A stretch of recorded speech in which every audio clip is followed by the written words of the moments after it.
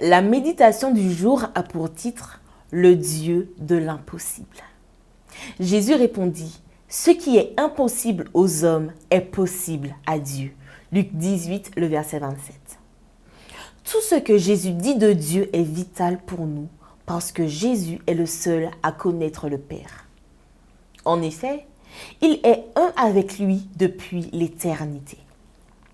Personne n'a vu Dieu sauf le Christ.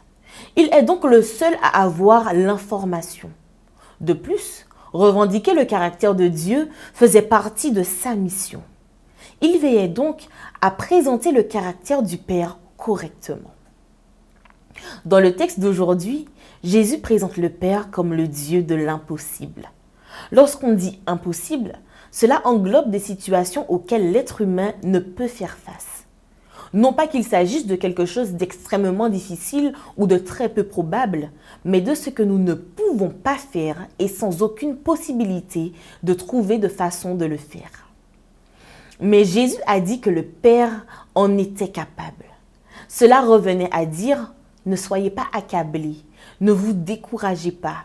Ce que vous ne pouvez faire, ce qui n'a pas de solution, mon Père qui est votre Père le fait sans problème. » Il est important que nous ne perdions pas de vue ce portrait de Dieu parce que, dans notre relation avec lui, nous nous retrouverons face à des défis que nous ne pourrons affronter que si nous croyons être guidés par un Dieu pour qui rien n'est impossible. D'ailleurs, le salut lui-même que Dieu veut nous donner est impossible à obtenir par nous-mêmes. C'est ce que reconnaît la Bible lorsqu'elle déclare que le salut ne se trouve en aucun autre, car il n'y a sous le ciel aucun autre nom donné parmi les hommes par lequel nous devions être sauvés. Acte 4, le verset 12.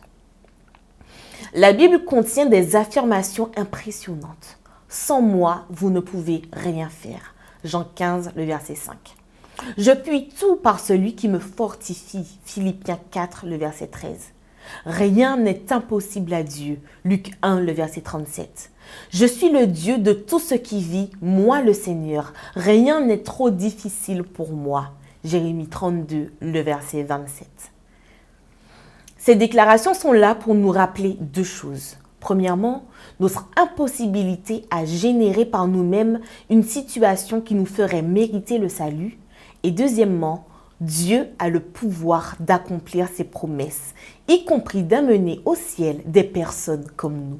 Quelqu'un a dit qu'il était possible d'inventer un plan pour amener au royaume des cieux des personnes bonnes et parfaites.